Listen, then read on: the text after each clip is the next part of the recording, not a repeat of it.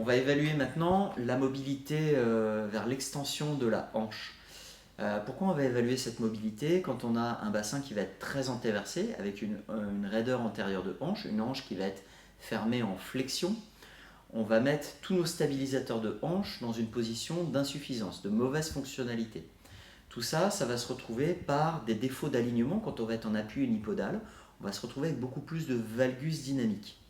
Pourquoi? La position d'antéversion du bassin va limiter la stabilisation passive du valgus et on va surtout mettre encore une fois en position d'insuffisance nos stabilisateurs de hanche, moyen fessier et pelvis trochantérien.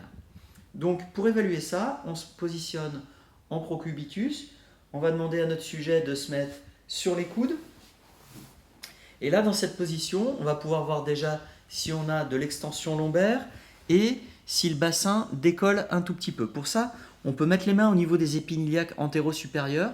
Si on est au contact de la table, tout va bien. Si on n'est plus au contact de la table, c'est qu'en fait, on a un bassin qui est en train de se soulever parce qu'on est en raideur, la hanche reste fléchie.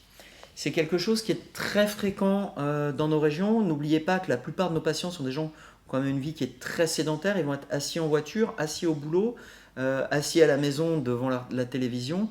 Donc on a beaucoup de gens qui se retrouvent avec une hanche qui est fléchie.